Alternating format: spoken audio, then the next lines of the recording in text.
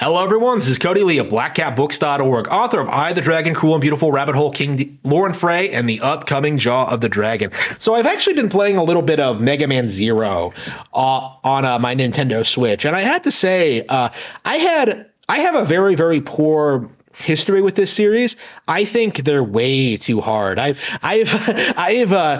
been aware of them since they came out, and I've been like interested in playing them. And I tried getting through them on my Wii U. They were available on the Virtual Console, but like the games were so busted and so difficult. It was kind of difficult to like really get into them. I beat the first one, and I think I got filtered by the second, but honestly, a big part of that was just like the second kind of felt like kind of samey, and I just didn't really feel motivated to play it, and I just didn't really want to spend the time to do it.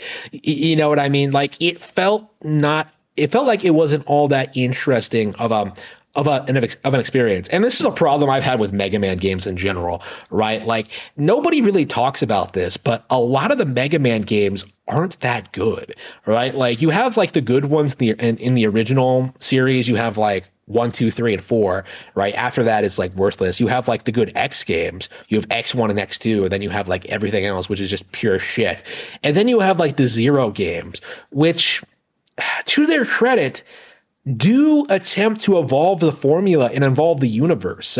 One of the big takeaways I noticed from Mega Man Zero is that like the tone difference. It's a lot darker. There's a lot more of an edge to it. It has more of a storyline. Like as goofy as it is, I really like the fact that the game really feels like it has stakes, right? Like in the original version, you can like fail missions, like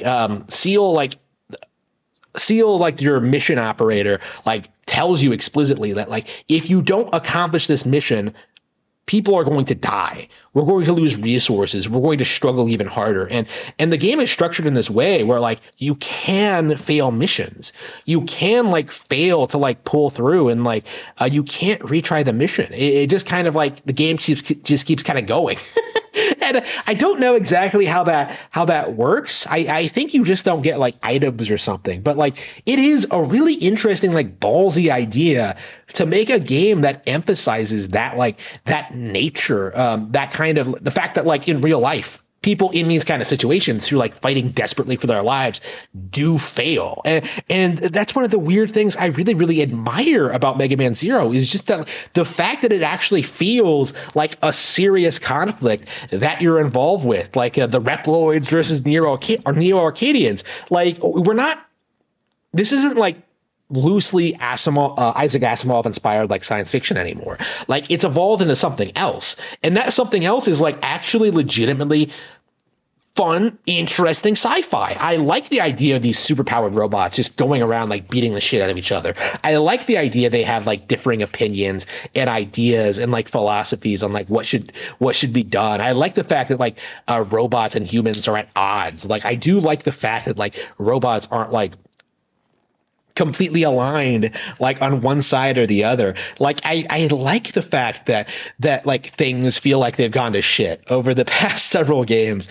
Like I like the whole X angle of just having him like be an antagonist or like supposedly be the antagonist. I like the lore. I like the fact that like with Mega Man Zero 2, it feels like they do something a little bit different.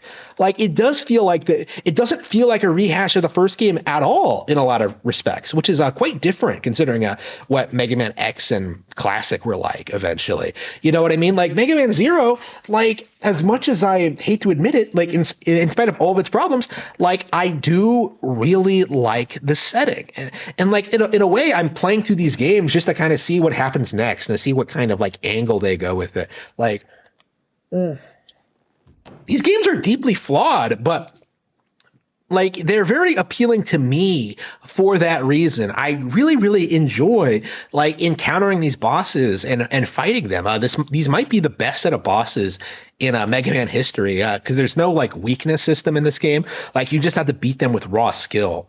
And I really, really appreciate that. Like I love their designs. I love like the situations you get into, like the boss stages are good. Like it just feels more skill based, and I just really, really appreciate that.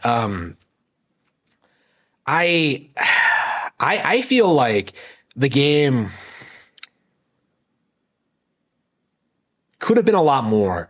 Like I think a lot of Game Boy Advance games had this tendency to be kind of lazy cash in kind of sequels and stuff like that. Like I think like there were a lot of Mega Man games that just weren't very good. I think like, you know, lots of lazy Super Nintendo ports, like things like that. I don't have fond memories of a lot of games on Game Boy Advance, but like Mega Man Zero, you know, it's something. Like it's not like the best game ever or something, but like in this day and age where I'm not really like where I've played through basically everything else and there isn't a whole lot new to play. Like, yeah, I can spend a weekend going through all these games and like have a reasonably good time. Like they aren't the best games ever, but really they don't need to be.